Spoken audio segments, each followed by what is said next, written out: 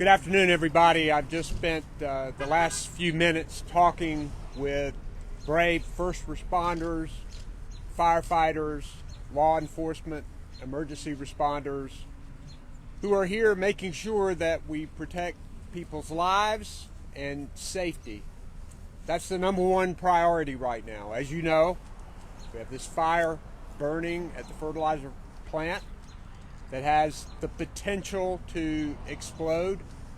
And so officials are taking all of the deliberate steps to assess the situation, to evacuate a mile radius, and to take the steps that they need to take to eventually extinguish this fire and to have the hazard subside. I think the coordination that has occurred here is significant. Made some calls to local officials early yesterday morning. My Secretary of the Department of Public Safety, Eddie Buffalo, who's here now, has been here. Our Emergency Management Director, Will Ray, has been here. Our Director and Deputy Director of Intergovernmental Affairs, Kevin Monroe and Eric Wilson, are here. We have Senator Paul Lowe and Representative Amber Baker, who are also here, and a lot of other public officials who are coming together to make sure this is a coordinated effort to keep people safe. I know that everybody has a lot of questions, and I asked probably 20 questions in the room when I was there to get information. I do know that the state is providing resources and that we've offered resources to the local officials here. I think they have a good handle on it. And now I'm going to recognize Winston-Salem Mayor Alan Joins. And then I think there will be some other people who speak, and then we'll be glad to answer questions. So, Mayor Joins. Thank you, Governor Cooper. Good afternoon, everyone. Let me just give Governor Cooper and the state of North Carolina the thanks of the citizens of Winston-Salem. The governor called me early yesterday morning. He was an early riser. He was up and to call me and say that the state was ready to help in whatever way it could. As you heard, they've been helping in a number of ways. We are facing and have faced and are continuing to face a very serious situation. Chief Mayo will talk more about that. We continue to ask folks who have not left the area to please evacuate. Still yet, we're not over the hump yet. We have had conversations and had great cooperation from the company itself, from Weaver Fertilizer Company. Just was talking with one of the representatives walking up here, and I'm going ahead and announce that they have pledged $100,000 to the community to help reimburse some of our agencies who are working with citizens who've been displaced and other impacted folks here in the community, so we greatly appreciate that. They've been tremendous cooperative with our law enforcement, with our public responder folks. So we thank you all for being here. Let me just please turn it over to recognize we do have a number of council members here. Councilmember Kevin Mundy, Councilmember Barbara Burke, Councilmember Annette Scipio are here as well. But got to thank Chief Mayo and his team for the extraordinary job they did and the cooperation of Chief Thompson and the police department as well. So Chief Mayo, if you'd please come forward. Thank you, Mayor. Good afternoon. I'm Trey Mayo. I'm the fire chief for the city of Winston-Salem, and I would like to echo Mayor Joins' comments about the appreciation we have for all of our aid partners, both locally at the state and federal level. Governor, appreciate you being here today. I have some updates for you from the 4:30 press briefing that Chief Wade did this morning. And I want to start out by thanking members of the media for the great turnout that we've had here. We're 40 hours on scene now, and we appreciate all of you showing up and helping us get the message out through your various channels to keep the public educated about what's going on and to help us maintain that firm stance on that 1 mile evacuation radius around the plant. That remains intact and will remain intact for an undetermined time. We had If you have been here before, you've heard me kick around potentially drawing that radius in at 36 hours. We are now beyond 36 hours, and we have not reduced it. We also talked about at 48 hours that we may be in a situation to allow folks back into their homes, and that is not going to happen. I don't think we're going to be there. 48 hours would be about 7 o'clock tonight. This is Wednesday. We're just not going to be there. We've got too much product, too many unknowns. So we appreciate everybody's patience, but we again strongly recommend everybody being out of that 1 mile radius around the plant. In no particular order, we have now about 25 agencies, local, state, and federal, on scene assisting with handling this incident. We've gotten some questions about the inspection reports, the code enforcement inspection reports for the fertilizer plant, and our marketing and communications department is going to release that information after the close of this press conference. There also, the National Weather Service has set up a page specific to this incident to help with wind direction and rain forecasts and those sorts of things. We will share that link with you as well. That will also come from the marketing and communications department. This morning, since daylight, our focus has been on, you remember me talking about a rail car that is adjacent to the facility on the back of the plant.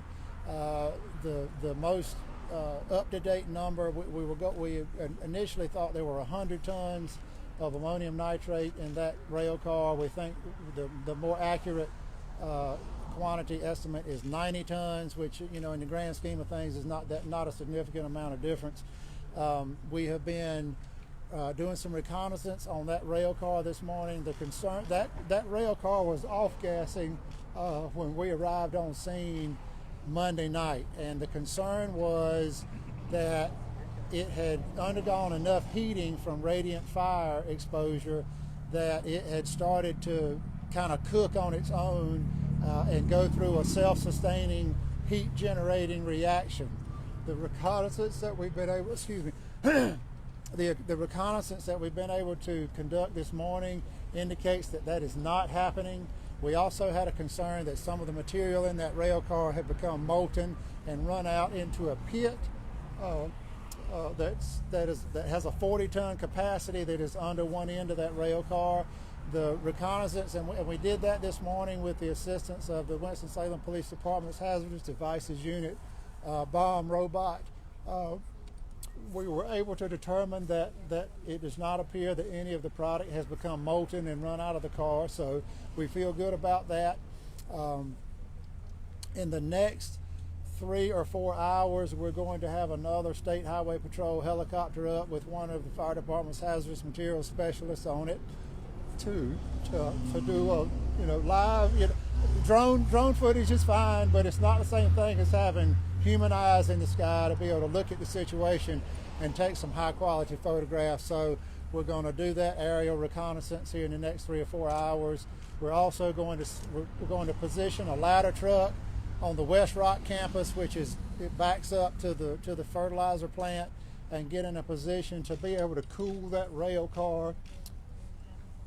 Even though the indications are that nothing's going on there now, you never know. Ammonium nitrate is unpredictable enough that we are preparing for forward-looking operational periods, and just getting in a position if something were to happen and the behavior of the fire were to change, we will already be in a position to keep that rail car cool.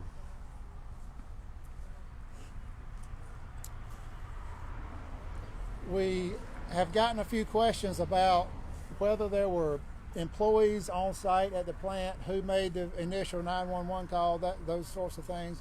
And we have been able to determine that the initial 911 call did come from an employee on site at the plant. There was also a rumor yesterday that there was a plant employee that was unaccounted for, and that is inaccurate. All plant employees, they have 36 employees in the plant, and everybody has been accounted for. The EPA is on site, and they were able to get some remote monitors put up last night that are able to transmit real-time air quality data back to the command center. And what they're measuring is outside the 1 mile radius, and they are still primarily measuring nitrogen dioxide and some compounds of sulfur and some just general undescribable particulate matter. The products of combustion, we still classify those generally as just irritants. We would expect people to be exposed to them, to sneezing, coughing, running watery eyes and nose, that sort of thing. Some people may experience a little bit of skin irritation. We still recommend that people not be outside exercising. If you have respiratory illnesses, chronic obstructive pulmonary disease, asthma, emphysema, those sorts of things, for you to remain indoors and out of the smoke. Keep your doors and windows shut. If you were in the city last night, there was a pretty good blanket of smoke over north and west Winston-Salem. That was due to atmospheric conditions, primarily because of low wind. It just kind of lets that smoke just kind of float out over the ground. There's no wind to blow it away. But as we've had some warming today and the breeze has picked up a little bit, we're getting some better lift with that smoke. So smoke conditions have improved today. But we can't control Mother Nature, and as the wind changes and humidity changes, that smoke's going to move around and lift and lower as atmospheric conditions cause it to do. We're forecast for rain to begin overnight and continue into tomorrow and Friday. At this point, any water application onto the fire is deemed a generally positive thing. Rain is sort of a break-even proposition. It creates some runoff, but it also creates some dilution, of products that are running off. So we're going to take the rain as generally a positive turn of events in this incident. That concludes my notes. I'll take any questions that you may have. Yes, sir. So you had this window, actually two windows, the 36 hours and the 48 hours, and you've determined that we're still not out of the woods yet. And I'm wondering what kind of variables or criteria you're looking at to say, okay, now things are finally safe. The question is about how do we determine what our window is on when things get safe enough to kind of let people come back inside the evacuation zone and allow firefighters to go on site and start doing some closer reconnaissance and fire control operations. So we're looking at temperatures in various places to see if anything that's reacting is getting better or worse or just kind of maintaining a steady state. I think I mentioned earlier we're going to have a State Highway Patrol helicopter back here this afternoon and get eyes and get some good aerial photos, and we will sit down with plant representatives and try to determine exactly what it is that's on fire. If there's a structural member of the building on fire, that's one thing. If there's a pile of ammonium nitrate on fire, that's a different situation to consider. So we're going to try to use our aerial surveillance to do that sort of, and make those sort of determinations. The challenge with this situation and saying it's going to be 36, 48, 72 hours a month, the challenge is having access to full information and the unpredictable nature of the chemical that we are talking about. Ammonium nitrate has a history of being unpredictable in the way that it reacts, the way that it responds to heat, the way that it responds to pressure, to shock. it just is sort of an enigma, and we are giving it due regard because of its history. So it can burn without exploding? It can, but so ammonium nitrate in itself is not flammable. It is an oxidizer. So what it does is cause everything around it to burn. But there are components, so this is 34% ammonium nitrate, so there are things there besides the ammonium nitrate. But when you have that oxidizer in close proximity, or in some cases chemically bonded, then you've got, once a fire starts, you've got something to perpetuate. As long as you've got fuel, you've got something there to perpetuate that fire. Thank you. Here's a question for you, sir, and the mayor as well. Yesterday you said that you could not make an evacuation mandatory because it's up to elected officials. The city manager said that's up to the mayor. Mayor, can you maybe explain why you haven't made this a mandatory evacuation? And he also said that you may not have the manpower. Have you asked the state for additional help to make this happen? And I'm happy I may be able to speak a little more. Okay. Yeah, thank you. It is a difficult decision, and one that we've talked about. However, if you think about, there are almost 6,500 individuals in this area here that we don't know how many have exactly evacuated. It's really a logistics issue of trying to make it all happen, getting our folks back into the area to get the word out. It comes down to, not physically, but encouraging someone face to face to leave. So at this point, we're still keeping it as a recommended action of our citizens. Do you feel it's necessary to make it mandatory? I'm sorry? Do you feel it's necessary to make it mandatory? We'll just continue to monitor it and see what might need to be the next step there. And Chief Mayo might be able to add some additional color to that. The reality of a mandatory evacuation is it's difficult to carry it out on the ground. You're talking about going door to door and essentially physically removing people from their homes and places of business, and the staffing level, the personnel it takes to do that. You're putting we have said you don't need to be within a mile of this plant.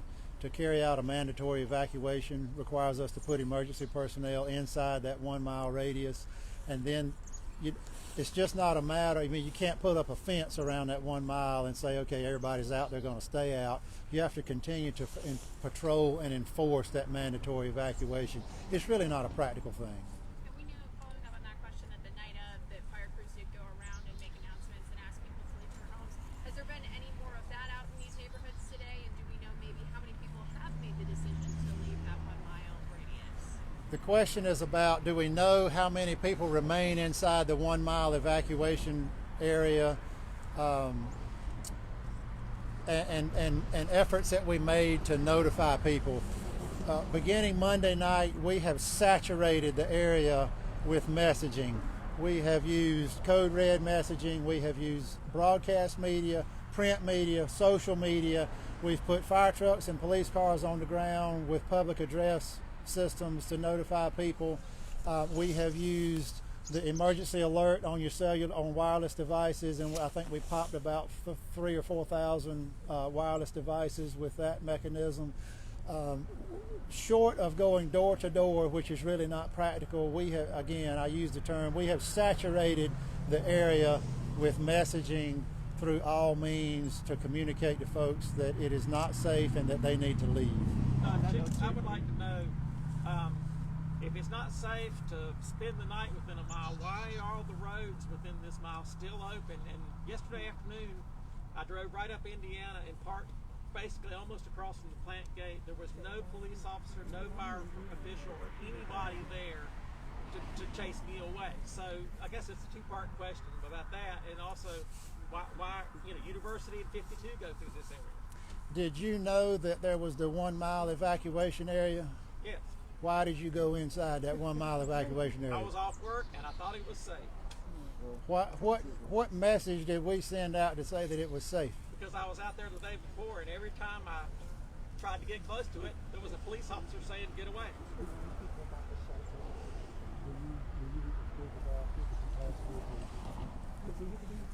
So I would just state again, our capacity to control entry and exit from a 1 mile area, that's a 1 mile radius, so it's 2 miles across. So when you talk about that area, our resources and ability to enforce and patrol that area is limited.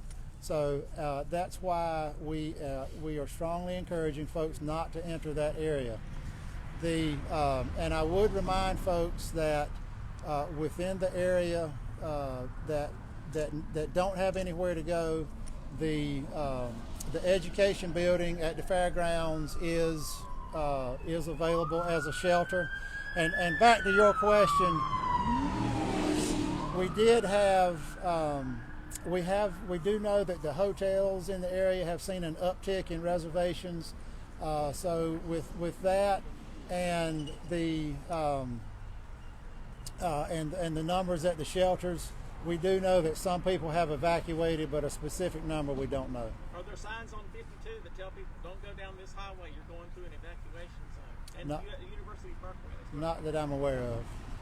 Chief, question. We've heard that some of the figures just saying, there's maybe 3 times more ammonium nitrate here than was in Texas.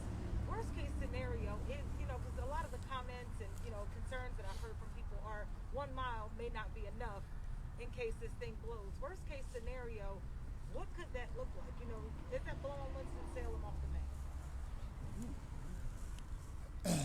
map? The fact of the matter is there is enough at the beginning of this incident, there was enough ammonium nitrate on hand for this to be one of the worst explosions in U.S. history. But again, our capacity to evacuate is limited, and that's why we ask people to leave voluntarily. We've had to make a lot of difficult decisions with limited information. We make the best decision that we can based on the information we have available. And I'll tell you all that in this business, making the best decision is not the same thing as making a good decision. Sometimes you have to make the best decision when you don't have a good decision to choose from. Is 1 mile enough? Should that be expanded? The experts that we have been in contact with since Monday night, and there are experts around the country who are authorities on ammonium nitrate, they are in general agreement that 1 mile is an appropriate evacuation zone. Sir, on that note, you said could be one of the biggest explosions in U.S. history. That's a strong statement. As a governor, why haven't you issued a state of emergency? You also talked about using messaging to reach out to people. What about families who do not speak English? How are they informed timely? We have a lady what are right here. agencies doing to make sure they're safe? The lady right here with us, Spanish. Yeah, we have somebody here who's translating our news briefings for the for Spanish-speaking populations. And then you talk about limited capacity. Has the state or city issue asked for the National Guard? Governor, can you explain why does this warrant a state of emergency? So we're ready to take whatever steps are necessary. We're relying on local officials here who are on the ground, who have all of the information. If they ask us for things, then we will provide them. Usually a state of emergency helps with transportation and those kinds of things, and I don't think we're facing those issues at this point. But we are ready to provide and have already provided help and material to local officials here. Can you clarify what you're talking about, limited capacity? Because it seems like you're getting resources, so what is limited specifically? It's important for the general public to understand when you have an event of this scale, there is not a fire station on every corner. There are not 1 million National Guard troops that can be brought to bear on this incident. Again, we are making what we believe to be the best decisions in consultation with experts in this subject area around the country. And again, sometimes you don't have a good choice to make, but we're making what we believe to be the best decisions given the information we have available to us. Question, there have been some folks that we've spoken with who say, they've been pleading and petitioning for this plant to be moved out of this community for over 3 decades. But it fell on deaf ears. Nothing has been done about it, particularly in the black communities. Why is this plant that could potentially be so dangerous in a case like this, we're now saying worst case scenario, why is it allowed to be in an area that is concentrated with other families? That is a question so the question is about why is this plant located here? The answer to that question is beyond the scope of the fire department's authority. Is there anyone else, mayor, governor? Well, we'll just say this company's been there for 75 years. It's not something that just moved in. It is inspected regularly. Matter of fact, the state, I believe, inspected it January the 2nd or 3rd, something of that nature. We inspected it in December 20th or thereabouts to make sure that it's operating as safely as possible. So right now it's operating legally, and there was really no legal way that we could force them to move. And Governor Cooper, your message to people who haven't evacuated the area, what would you say to them as the state's leader?